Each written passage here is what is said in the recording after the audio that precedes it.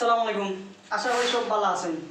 তো আপনারা দেখতে পারা খুব দামি টাইস দিয়ে আপনারা টাইস লাগাই, যেমন চায়না টাইস, ডালাই, সব থেকে দামি 1200-2000 মাঝে টাইস। তো এটা সব থেকে বড় একটা ভুল করেন আপনারা।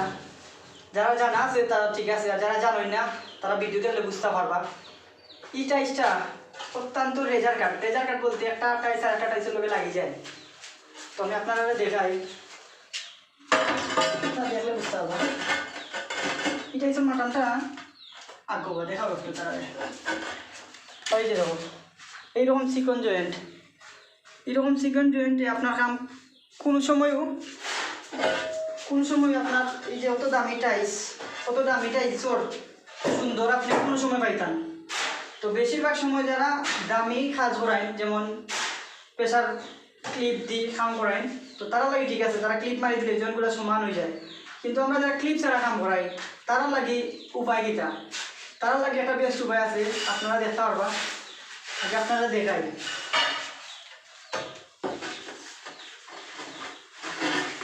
এই যে প্লাস্টিকের খাটি আছে, তারা চাইলে এই খাটিগুলা দিয়া টাইস লাগাইতে পারবেন। আচ্ছা, আপনারা খুব বেস্ট একটা কাম পাইবা।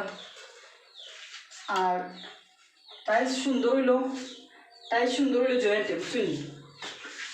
টাইস সুন্দর জয়েন্টে, বালা জয়েন্ট থাকবো, বালা প্রোটিনের ফিনিশিং হইব, বালা কাম হইব। তো আপনি দামি টাইস লাগাবো, কিন্তু কামর কোয়ালিটি বজায় রাখতে হলে আপনি এই টেকনিকটা কাজে লাগাবো। আর আপনারা দেখতে পাররা আপনারা জয়েন্টগুলো দেখো কত সুন্দর, এক মাপের জয়েন্ট। তো এগুলা ফিনিশিং করলে খুব ভালো একটা কাম আপনারা পাইবা।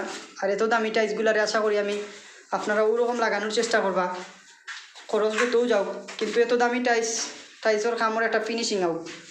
তো ধন্যবাদ সবরে ভিডিওটি দেখার লাগে।